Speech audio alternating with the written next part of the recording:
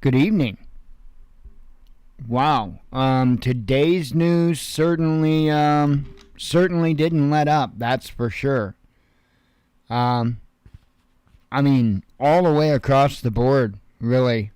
A lot of different developments today. Of course, Führer Biden spoke earlier today.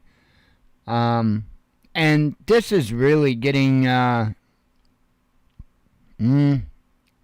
trying to watch my words, concerning. About the only way I can put it, really.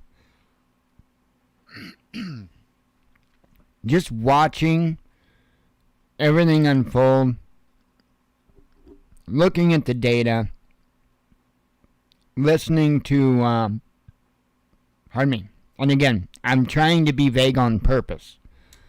Listening to medical professionals that, I don't know, might belong to some other countries in the southern hemisphere, and being, I believe, the first country hit with it, I think.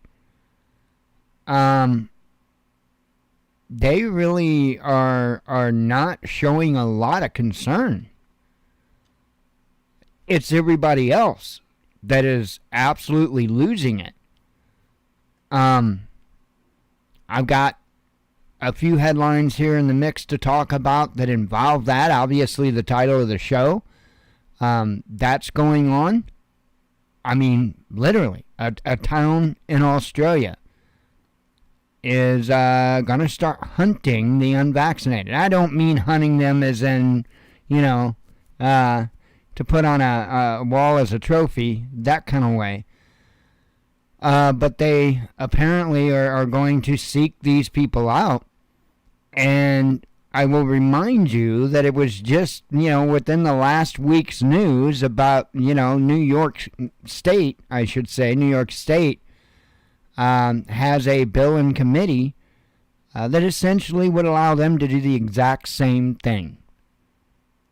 So that's something you might want to keep an eye on. Don't know if it'll get anywhere. It might get shot down quicker than it can really get any feet under it. But just because that one pops up and gets shot down, don't take your eye off the ball, because they love trying to fire legislation through in hopes that you'll miss one. You won't catch it. That's what happened with the Real ID Act. They kept hammering it, and they changed the name of it several times. At one point, it was the National ID Act, and people wouldn't have anything to do with it. I mean, that concerned them. Just the words National ID alone was enough to tip people off to say, no, thank you. And like I say, it had been called other things too in the past that they tried, and again, the people caught on, no, thank you. But this last time, they rolled it out as the Real ID Act and didn't tie anything national or international or anything of the such to it. And they were able to keep enough people asleep on the matter to be able to get it sneaked through. And I'm telling you, that's going to play a big role in what we're going to see in the future. Big role that's going to tie into a whole lot of stuff. That ID was very important for them.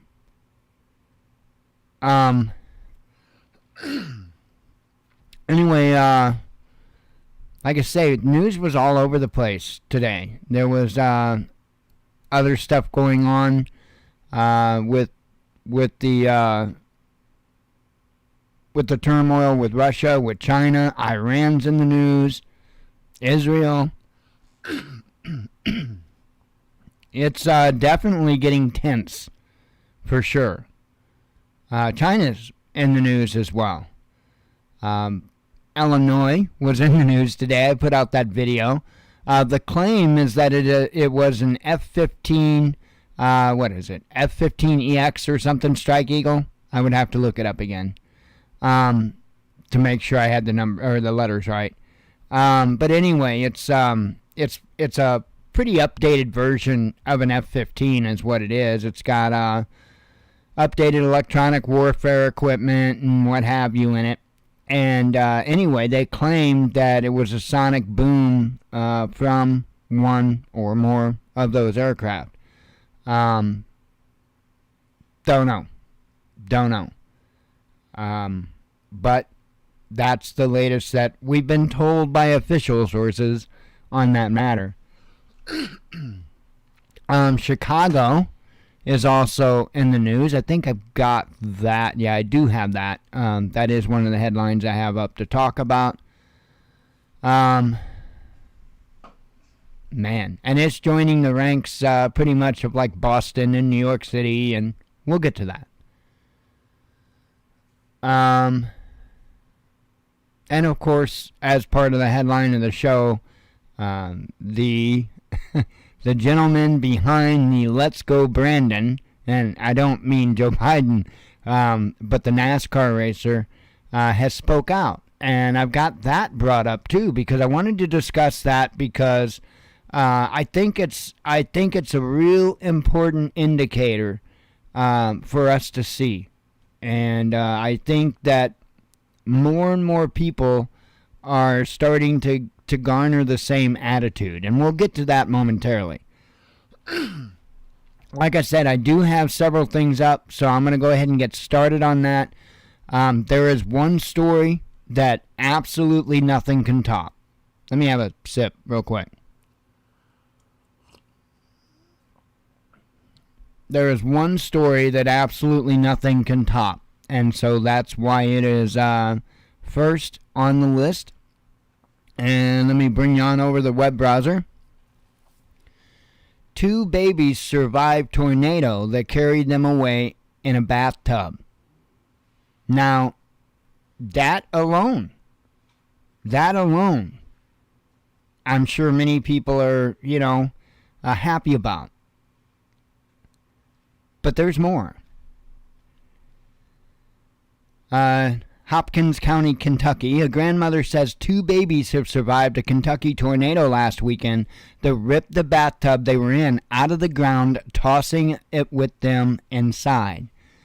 Clara Lutz told WFIE TV she put 15, this is mind-blowing, she put 15-month-old Caden and 3-month-old Dallas in the bathtub last Friday with a blanket, a pillow, and a Bible.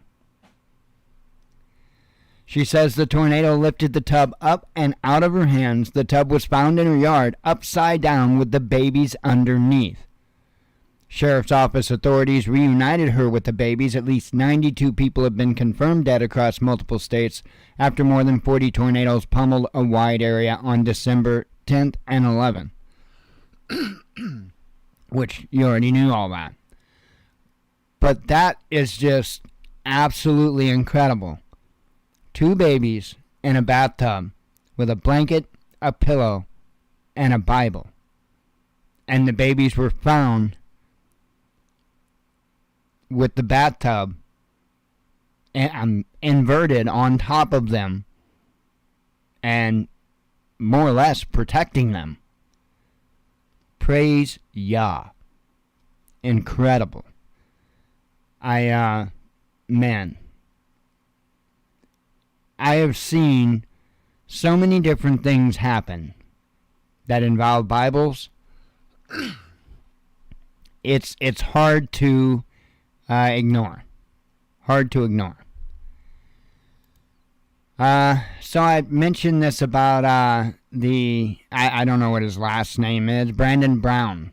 I mentioned Brandon Brown a moment ago, and that he is finally speaking out. And I find that's very interesting because, like I said a while ago, I think much of the United States is kind of starting to move this direction. So anyway, and to hear somebody, think about this. There's a lot of people that this is really, really built up for. And so, yeah, if he's going to speak on it, people are going to want to hear this guy speak. Hopefully, folks get a little bit out of what he has to say. Anyway, it says NASCAR driver Brandon Brown has finally spoken on the viral anti-Joe Biden "Let's Go Brandon" chant, which was popularized during a post-race interview of his, claiming he has zero desire to be involved in politics. But it gets better than just that statement. The phrase, which has been seized upon by some American as vigorous polemic against, I've never heard that word, against their current president, has its roots in a media interview Brown was giving to NBC Sports in September following his win at the Talladega Superspeedway. At the time, sections of fans could be heard chanting "F Joe Biden" in the background, but the reporter instead suggested to the audience that they were saying "Let's Go Brandon." The phrase was quickly converted into a meme, with "Let's Go Brandon" being heard at various sporting events and elsewhere throughout the United States in the months following. Republican lawmakers even repeated the phrase in Congress. But Brown, the man without whom the chant wouldn't exist, stayed notably quiet throughout its growth from an obscure joke to a potent political gesture until now. All the advice I got from those around my racing career was to stay quiet after that now famous interview, Brown told Newsweek. No one knew how my sponsors would react, and in my world, there is no car to drive without the sponsors. I have no interest in leading some political fight, he added. I race cars. I am not going to endorse anyone, and I am certainly not going to tell anyone how to vote. Goes on to say Brown's uneasiness at being cast in the role of a civic influencer is mirrored by NASCAR President Steve Phelps. He said, "I feel for Brandon," he said last month. "I think unfortunately it speaks to the state of where we are as a country. We do not want to associate ourselves with politics, the left or the right. We obviously have what we've always had as a sport, tremendous respect for the office of the president, no matter who is sitting. Do we like the fact that it's kind of started with NASCAR and then is gaining ground elsewhere? No, we're not happy about it. But will we continue to make sure that we have respect for the office of the president? Oh, but we will. It's a statement. Should have been a question. Despite Brown's self-admitted reluctance to wade into a political debate, he did say he is aware of the concerns of various Americans who find themselves on either side of the political debate. But I'm also no longer going to be silent about the situation I find myself in and why millions of Americans are chanting my name. I hear them, even if Washington does not," he added before mentioning rising gas prices and inflation, conservative talking points currently being aimed at the Biden administration. "How you vote is none of my business. Instead, I will use what free time I have to highlight the struggle we all feel and share as Americans. To my fans, to NASCAR fans, and to everyone who has chanted my name, I dedicate myself this upcoming season to compete hard on the racetrack and to spotlight issues that are important to me and to millions of Americans across the country. Let's go, America." Now, I think that's pretty awesome. I really do. And I also believe that there are a lot of Americans that I'm not saying are starting to walk that center line between Republican and Democrat. I'm not saying that even remotely. But I think that there are a lot on both sides that are starting to get a little bit grounded with reality. More so on the right than on the left. But there is showing signs of some of the left starting to kind of come back to earth a little bit as well. Actually, the Kyle Rittenhouse trial was a big part of some of that anyway. Once people started finding out that they were misled the entire time, leading all the way up, that they were being misled. I mean, directly misled by the media. I think there was a lot of people. Like I say, I'm not saying anybody's necessarily jumping ship. I'm just saying that, for one, a lot of people on either side aren't trusting the media nearly as much. And for two, they're not trusting the politicians nearly as much. Those are important things to look out for. Will I think it will lead to anywhere? I don't know. I don't know that we have much time for anything to lead to anything, to be honest. We're in a bit of a pickle in so many different ways. Who knows? Who knows? Okay. I reckon. Let me go ahead and I guess I'll do the COVID and vaccine stuff next. Oops, didn't mean to do that.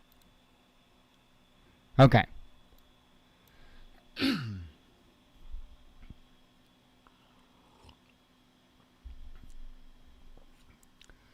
Oh, man. I got one of the batteries switched out today. That was one of the tasks that I got done today. Jen's electric bike. It has four 12-volt lead acid batteries, 20 amp hour batteries, and they started failing pretty hardcore. I noticed last summer. And it turns out, I guess the plates are shorted or some of the plates are shorted in one of the batteries. And it was actually pulling down on all the other batteries, plus obviously not taking a charge itself. And so I actually got that swapped out.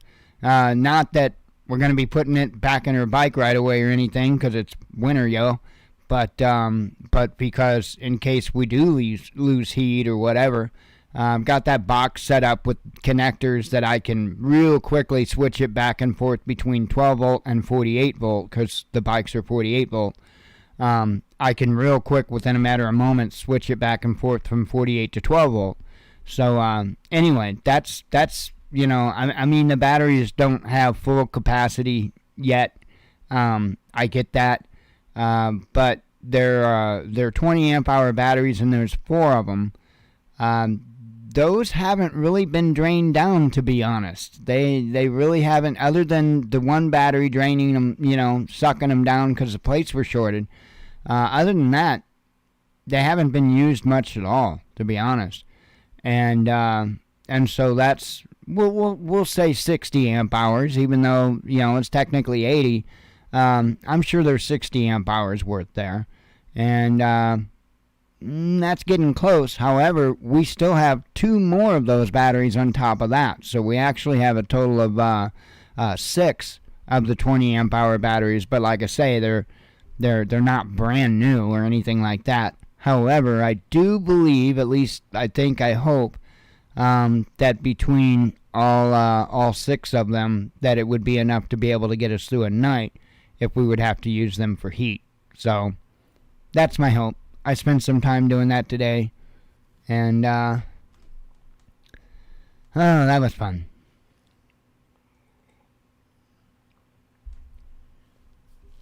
Alright.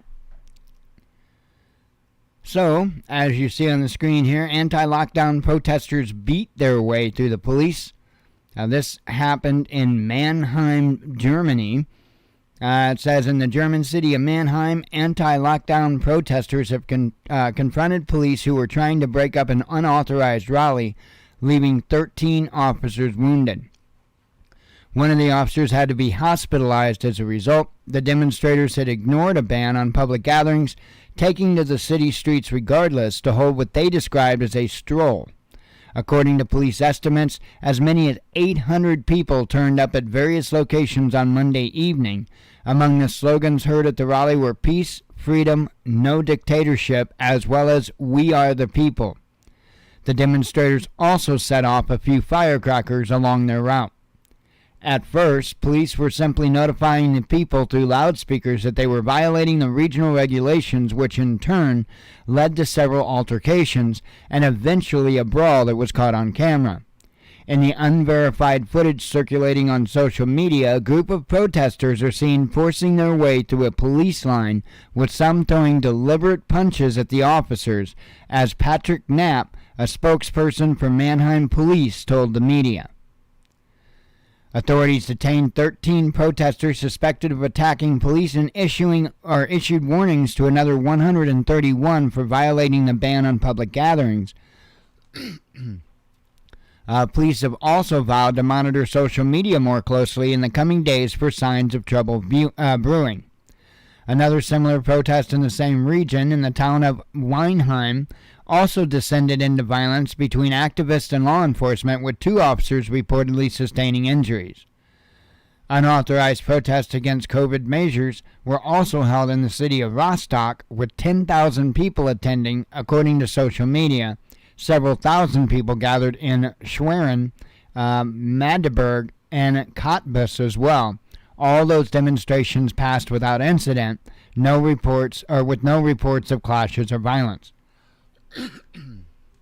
So that's going on in Germany, and we have seen them bring down a heavy hand in Germany on this, and I think it's going to continue, and I do think that more countries are going to start standing up.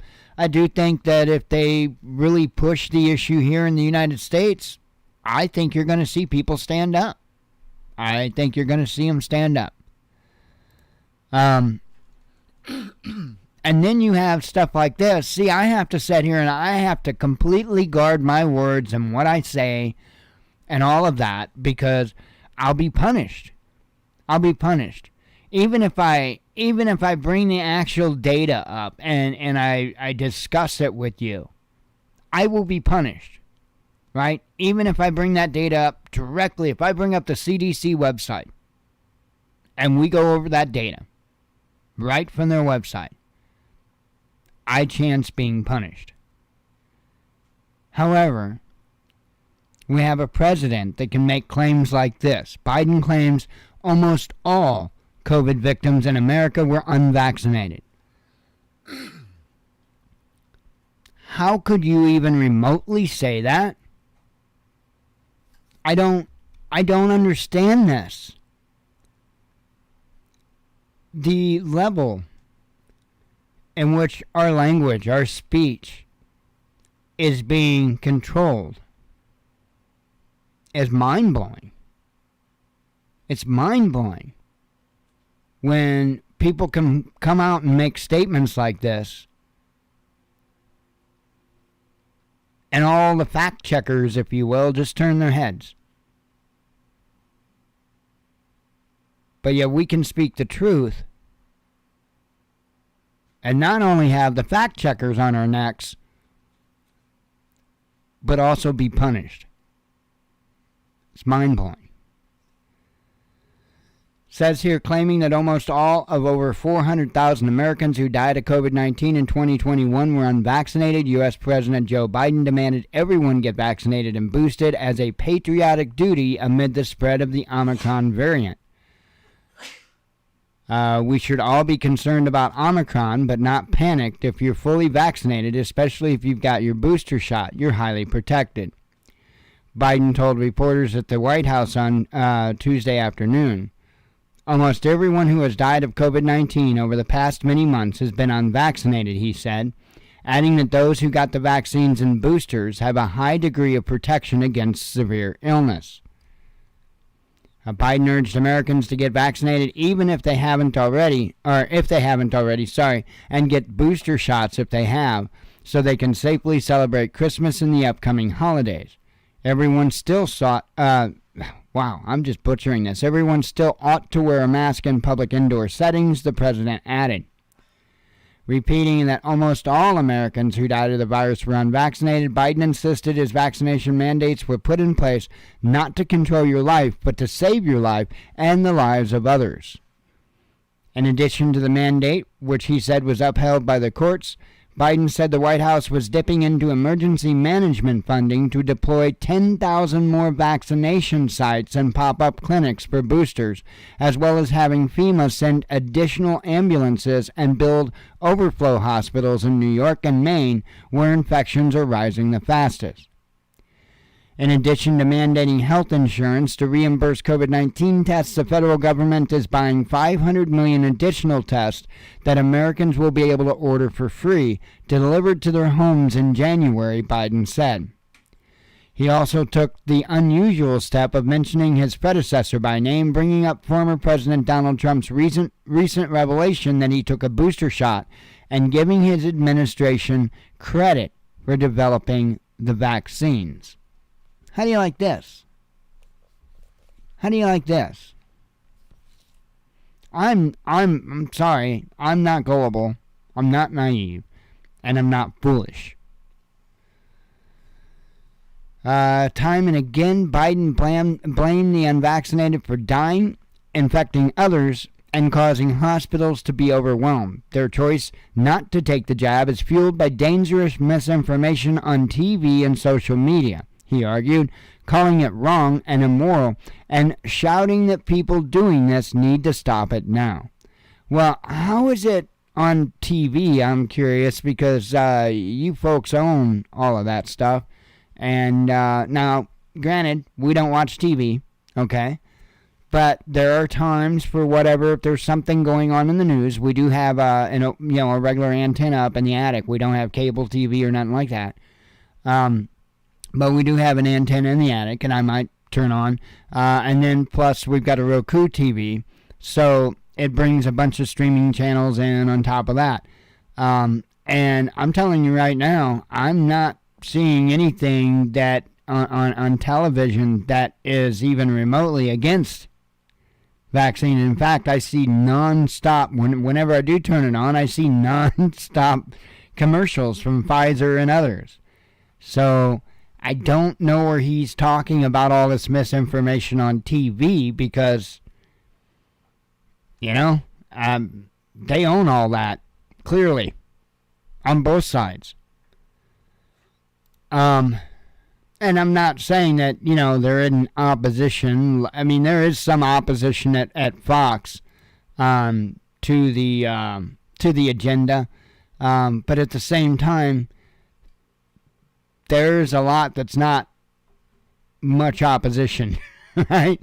Who is it? Chris Wallace, the one that's going over to CNN or whatever? I mean, come on. Here we go here. Third largest U.S. city introduces intentionally inconvenient vax mandate. Told you Illinois was in the news for something else. Only those who present a proof of COVID-19 vaccination and ID will be allowed into Chicago bars, restaurants, and gyms after the new year, Mayor Lori Lightfoot, Beetlejuice, has announced, calling the mandate inconvenient by design. Pretty much like your mayorship. Shit.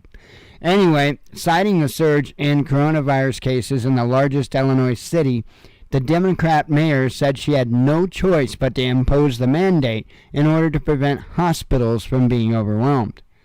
If you wish to live life as normal as possible with the ease to do things that you love, you must be vaccinated in the city of Chicago starting January 3rd. The health order may pose an inconvenience to the unvaccinated and, in fact, is inconvenient by design. Like your reign of office. Under the mandate, anyone over the age of 5 who wishes to dine indoors, work out at a gym, or visit a Chicago entertainment venue where foods or drinks are served will have to show proof of vaccination. Those 16 and older will also have to show a driver's license or another form of ID that matches their vaccination record.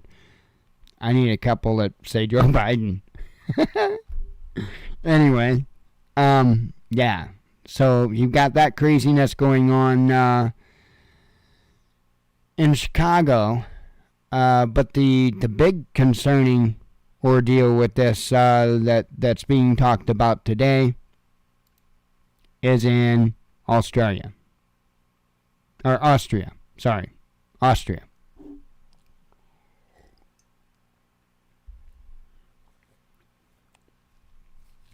As you see the headlines say, city hiring people hunters to pursue and find the unvaxxed. That's the word. A city in Austria is looking for employees who will be tasked with enforcing fines against those unwilling to get the COVID jab. The recruitment drive comes weeks ahead of a sweeping vaccine mandate in a European country. Successful candidates will be issuing penalties, processing appeals, and taking measures against those who fail to shell out their fine for being unvaccinated, says a job ad placed in the Austrian city of Linz. The opening line says the job will suit those who take pleasure in working with legislation and administrative procedures. Imagine that. Surprised it doesn't include something about and have already sold their soul. But the employees' hard toil will be remunerated, monthly with a salary starting from 2,774 euros, which is, I guess, $3,126 US, to qualify for the job. The individual will have to hold Austrian citizenship, be a secondary school student, be resilient, yeah, and prepared to work overtime, have no criminal record, and last but not least, have a valid COVID vaccination or recovery certificate. On top of that, women will be given priority when vying for the post against men with comparable qualifications. Linz, home to 200,000 residents, is known to have the lowest COVID vaccination rate across Austria, according to a website tracking issuance of digital vaccination certificates in the country. Only 63% of the city's population have received a complete dosage of a COVID vaccine so far. So, yeah. That's what's going on. I don't know if there's anything more.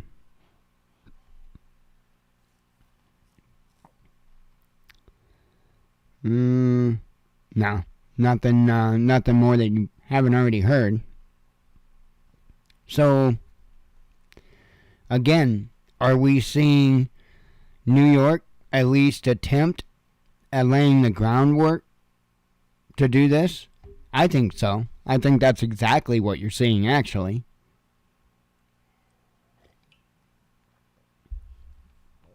And I would be shocked if we don't start seeing other states start introducing similar legislation. I'm not saying it'll be a lot of states, but I do think that there'll be several.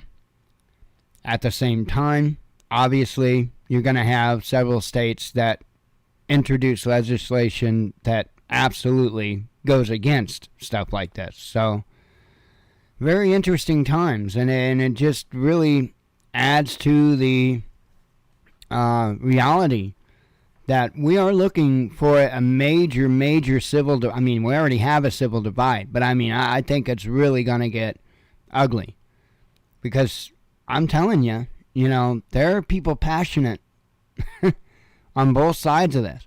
Me, you know where I stand. I don't care what your medical decisions are. That's your business. Period. End of story. None of my business. And the only thing I will say is just as much as your medical desires is none of my history, mine are none of yours. So it works both ways. That is what it is. And I think that's the way it should be. On a lot more than just medical, actually. But yeah, this has gotten to a level of ridiculous for sure. I just happened to look down. I saw Jen typing. I will have to check that out, Nancy, about a law in Florida. Really. I'm assuming you mean Florida. That's crazy. But I really don't think it would get far in Florida because of DeSantis. So I think that covers that stuff. Let me go ahead and kind of move on to the other topics. I've got let's see. Yeah, I've got like 3 that are kind of off the, I don't know, the line, if you will, of the others. The first one you see here, Israeli military changes open fire rules. And this is kind of nuts. Israeli military has amended its open fire rules in the occupied West Bank, allowing troops to shoot Palestinian protesters who toss rocks and firebombs at cars and civilians, even if they no longer pose an imminent threat. The policy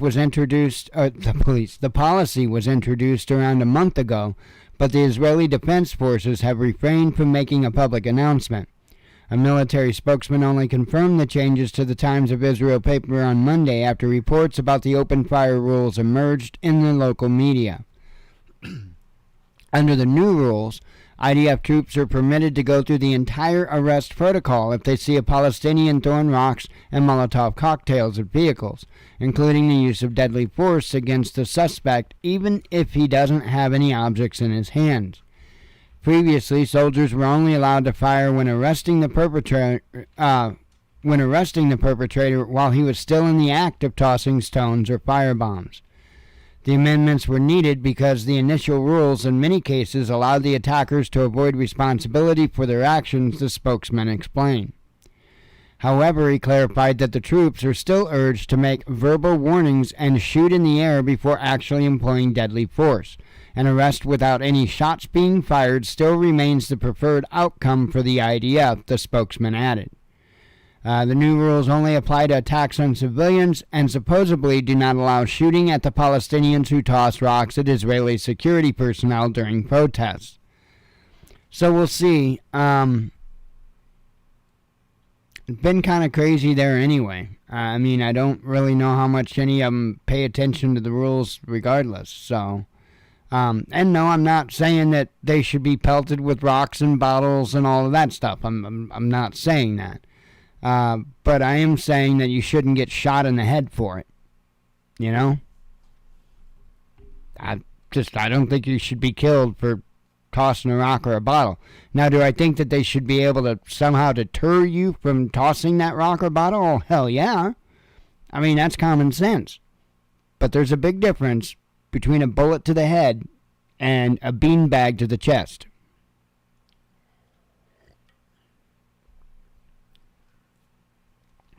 Just my thoughts. Germany warns China its recent naval mission was just a teaser. Germany's naval chief has said the country's recent deployment of a warship into the South China Sea was just a teaser intended to signal to Beijing that Berlin planned to ramp up its military presence in the disputed waters. Speaking from on board the Bayern frigate on Tuesday, Vice Admiral K. Achim Schanbach said the vessel's foray in the contested region last week, the first such journey in nearly 2 decades, was a sign that Germany was perpetuating its activity in the region in small steps. Hinting at further deployments following the teaser, Schoenbach said Berlin hoped to dispatch additional ships and aircraft to Asia from 2023. He added that Germany's primary interest was in maintaining an international rules-based order in the region. An international rules-based order. I think that you're going to see a lot of stuff starting to be deployed in the Indo-Pacific.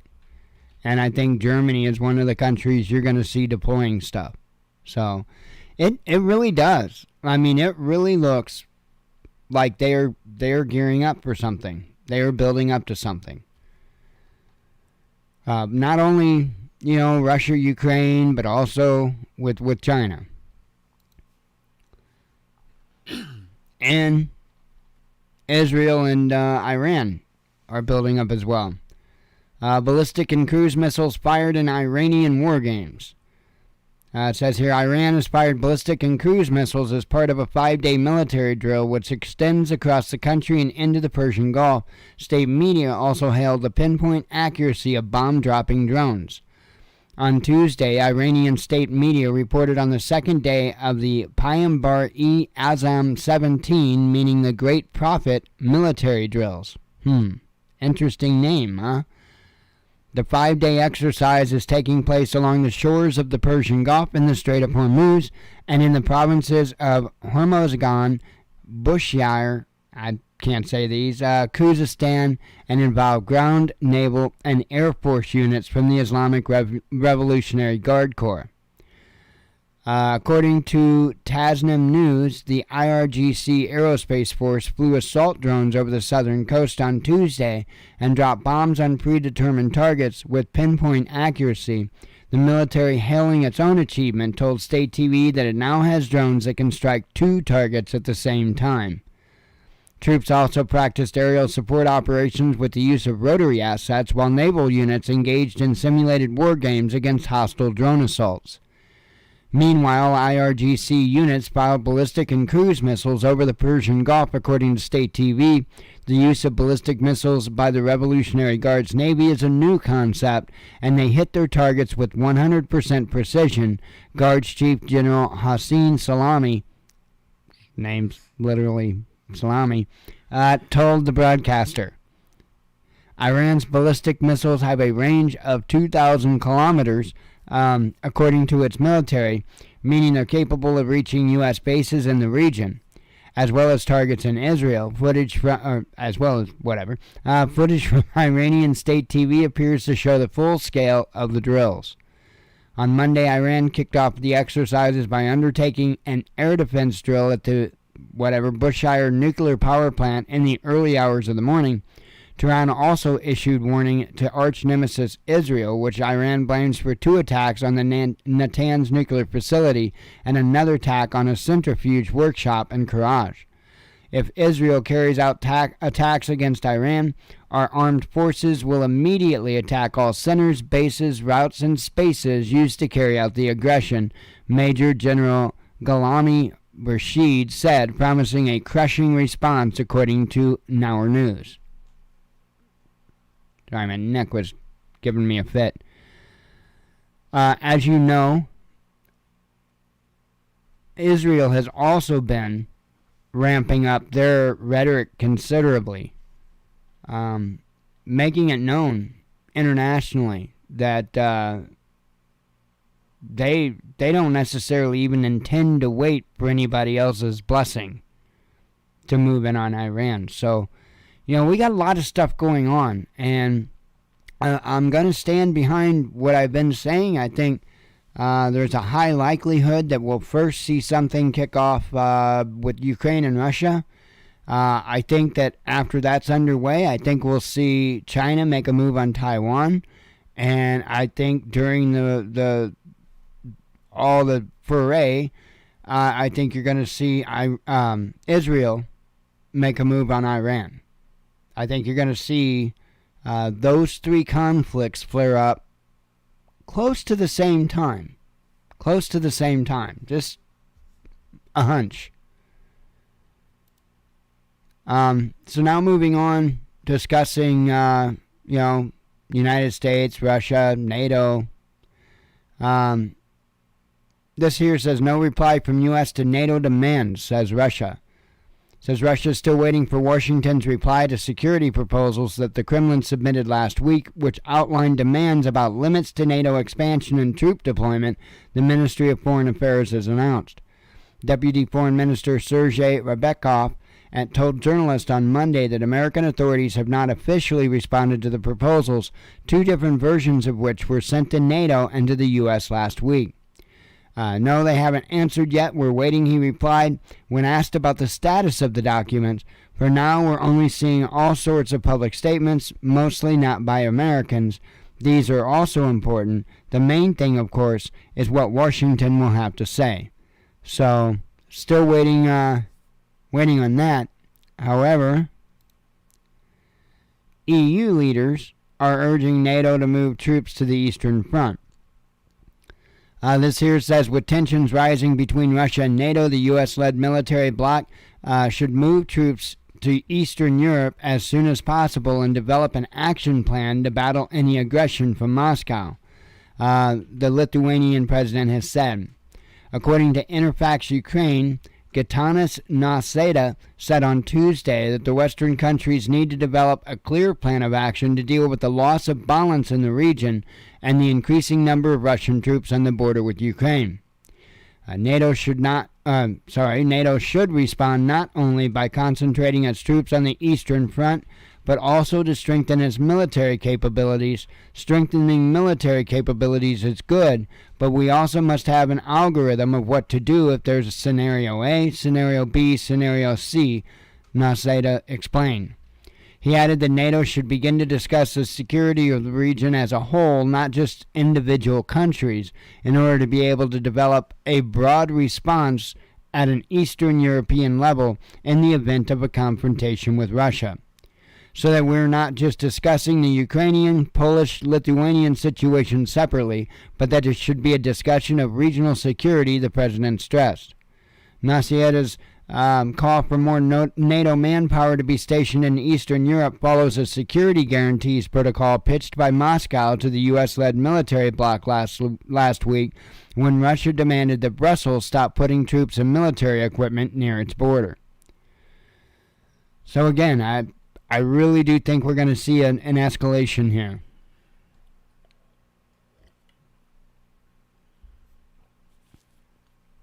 Because I think NATO's going to build and Russia ain't going to have it.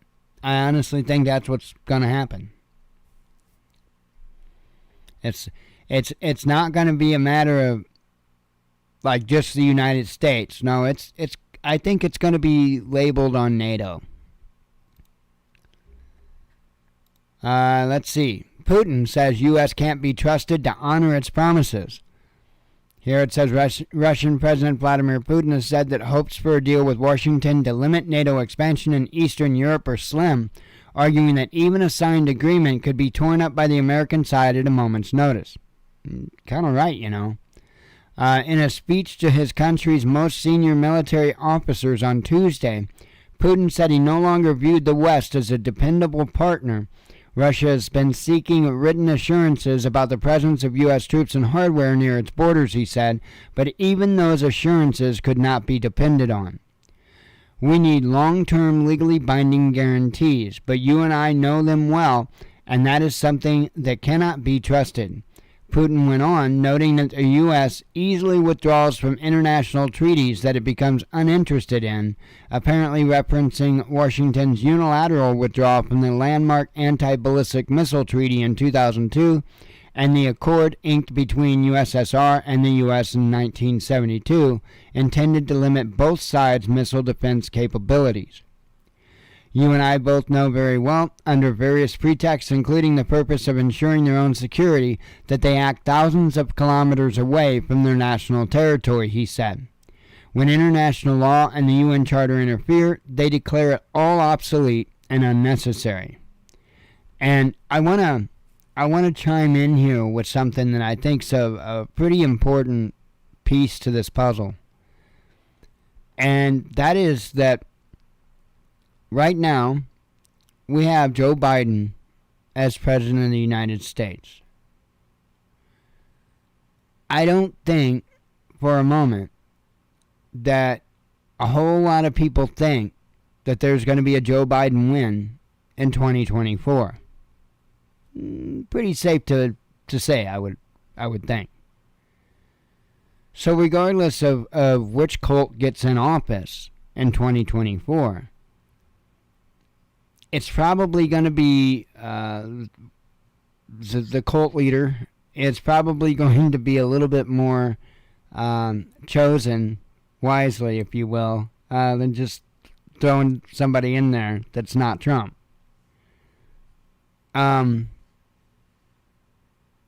These countries know that. And these countries know that if they have a strategic move that they need to make, they better make it now. They better make it now maybe late at night while the nursing home's got them in bed.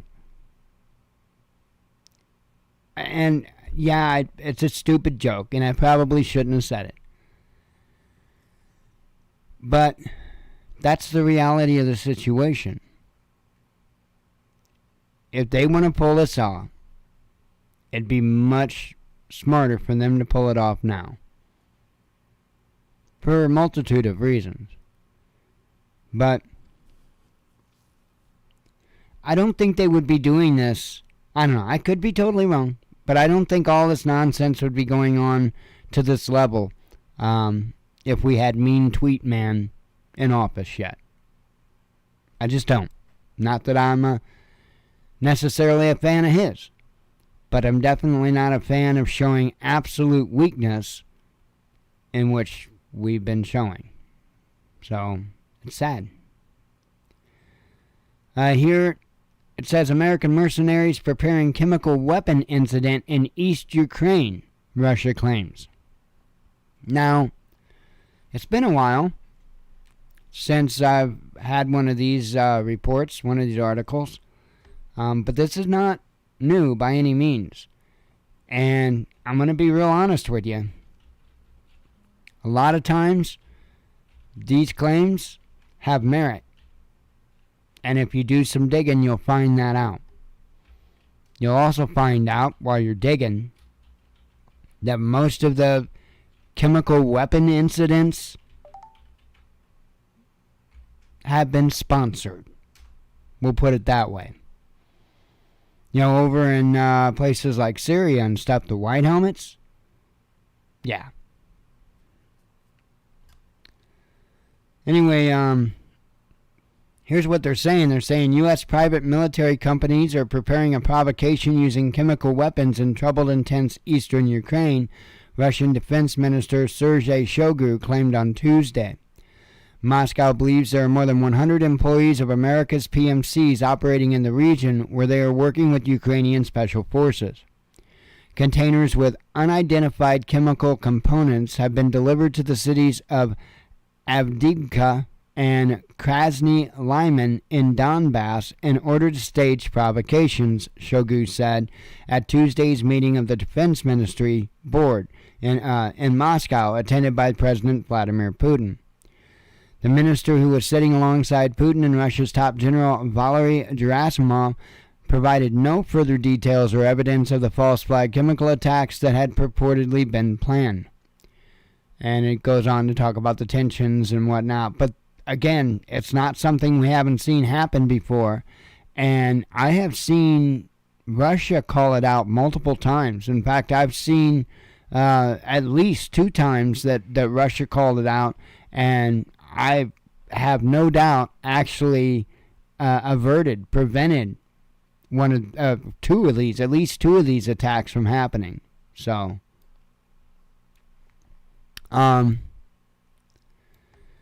next up here, we got a couple more, then we'll get to the headlines. I'm telling you, there was tons. In fact, there's something up there that needs to go out.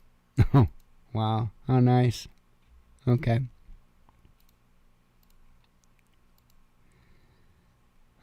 Sometimes you just have to laugh at the news. It's not that important. We'll get to it. I just wanted to get it out. So it'll be in the lead or in the list when we get there.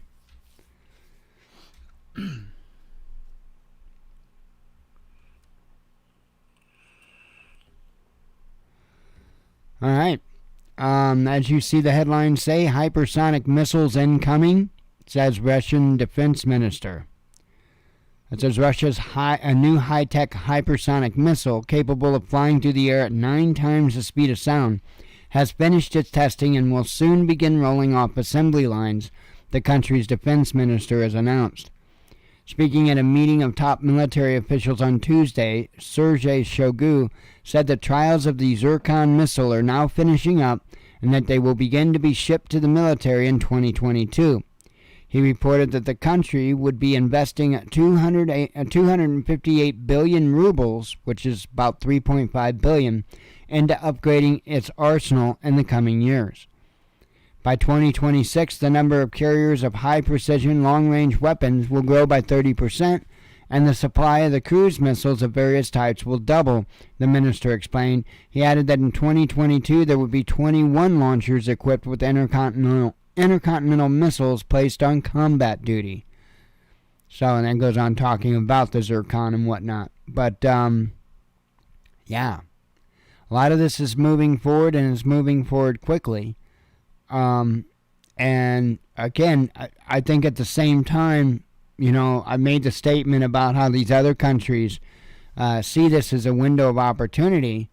This administration that we've got, I also think that that the U.S., at least the Pentagon, sees that their window is starting to close.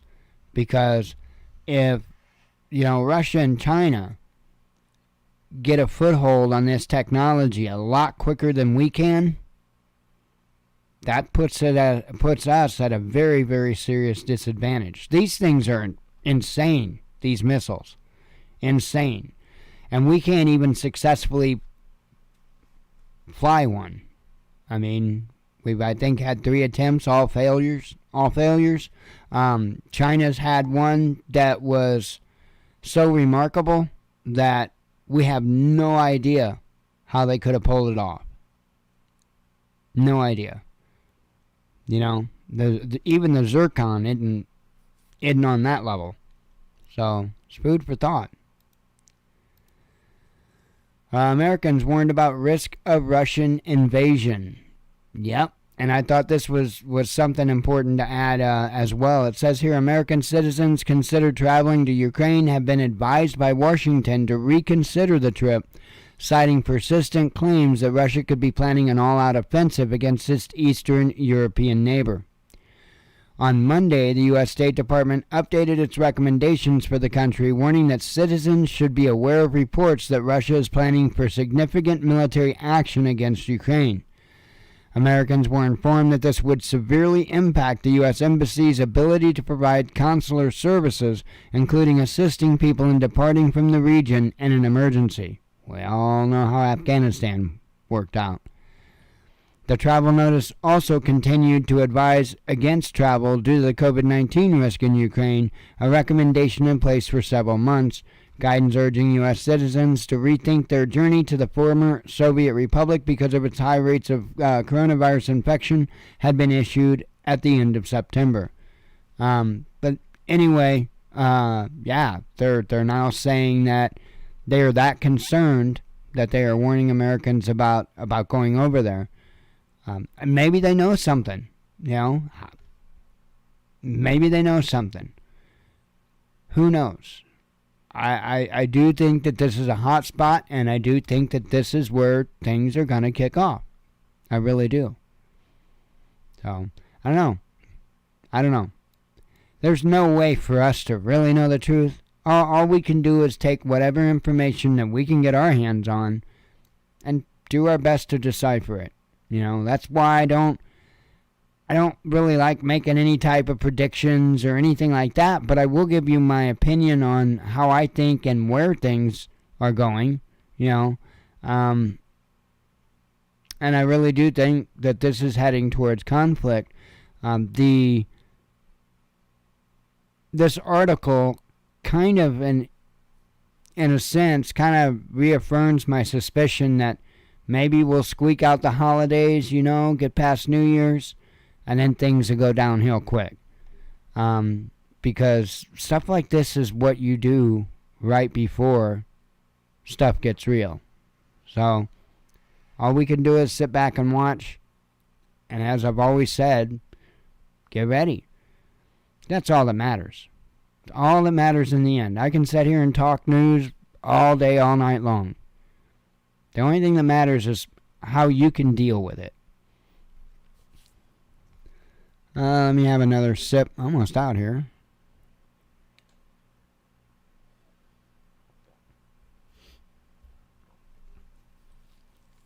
And we'll start some headlines.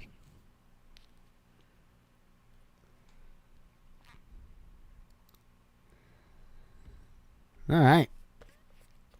all of them from today. This here says WHO chief offers life or death holiday warning. You're scared, right? You're scared? Just making sure. Japan resumes executions. And they hang people over there. Let's see. Covered that. Socket civilian tortured in Georgia, says physicians. And I know I'm screwed up both physicians and the guy's name. A new study reveals scale of bribery in Russian state contracts. Probably much the same as the U.S. state contracts. Scientists say life on Venus is more real than ever. When can I plan a trip? XRT host media company forced to register as foreign agent in the U.S. Gazprom halts gas transit to Germany via Yamal pipeline. U.S. government has huge secret crypto stockpile. Not surprised by that. Wild dust storm with winds over 100 kilometers per hour. And yet, it's drone video, so some fool took their drone up in it. EU leader urges NATO to move troops to Eastern Front. Turkish lira rallies on Erdogan plan. MPs want demedicalization of legal gender change. Sorry, I don't know where plane came from. British island begins search for a new king. I did send in my resume. No, I didn't. UK accused of chasing colonial post-Brexit fantasies. Covered that. A Russian drone takes out aerial targets for the first time. Covered that. Germany wants EU-wide crusade against Telegram. Ancient millipedes could have been as big as a car. Yeah, imagine that. I mean, it's one thing today to say, it's just a millipede. Back then it was, holy hell, it's a millipede! Sorry. Stupid joke. American mercenaries preparing chemical... Oh, covered that. Jack Dorsey names U.S. dollar replacement, and I'm glad that, he is the one that makes that decision now, aren't you? That Jack Dorsey is the one that decides that. Medical journal slams Facebook's inaccurate and incompetent fact check. And we slam them too. Chinese influencer slapped with $210 million fine. A major shift in Mexico's drug cartels business. Israeli role in killing of top Iran commander Soleimani is revealed. Covered that. West is not qualified to teach democracy, China declares. Walmart sued over massive hazardous waste dump. You mean the one at all of its locations? A new leader in LNG exports about to emerge. Tucker Carlson rips into the pedo outbreak at CNN. NHL pauses season despite boasting of near 100% vaccination rate. Wonder why they would have to pause the season. Covered that. Orthodox rabbis demand U.S. universities abandon diversity efforts. First Omicron-related death in the U.S. is reported. UK court rules on who Venezuela's president is in Roe over Gold. EU court rules on business rights in light of exploding costs for ditching Iran deals. A top Russian scientist comments on whether Omicron variant is man-made. Regional governor bans all foreigners from driving taxis. EMA in the dark over need for special Omicron jab. Space yogurt experiment takes off. I know that you are all on the edge of your seats wondering about the space yogurt experiment. So far, so good. We'll let you know how it turns out. Or not. Gas price in Europe smashes all-time high. By the way, I bet there were billions of dollars invested into the space yogurt experiment. Boeing and Airbus urge delay of 5G. Anti-lockdown protester, cover that. UK court awards landmark custody settlement against Dubai ruler. Oh, get this.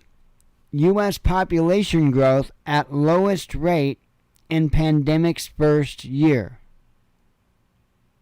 So if it's not populating, it must be depopulating.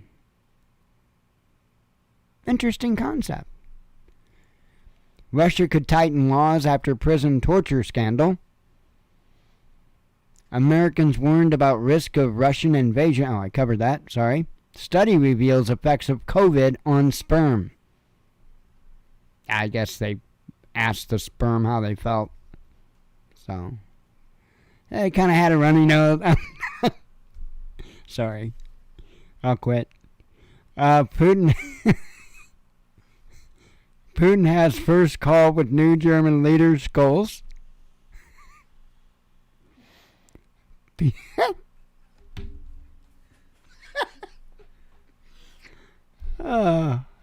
Sorry.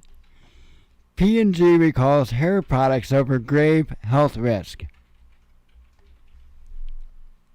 It's, you know, the FDA are the same people that talk sperm. Let's see. Israeli military changes open. We covered that. Fauci wants Fox News host fired for kill shot. Prepare for fourth COVID jab, Tony Blair Institute says. They're up to 4. Let's see. Putin sets out military threats facing Russia. First injectable HIV prevention drug gets FDA approval.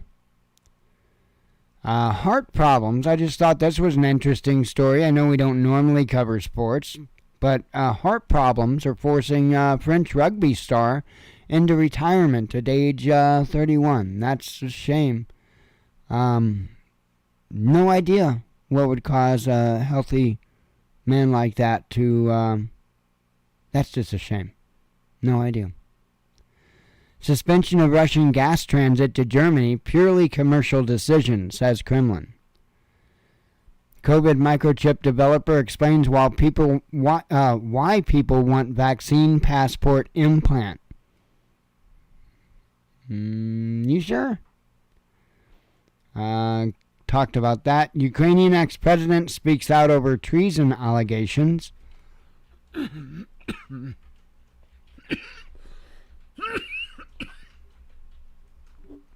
Oh, sorry.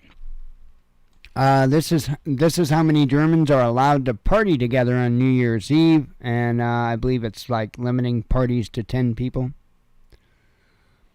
Russia using gas as blackmail tool, says Ukraine.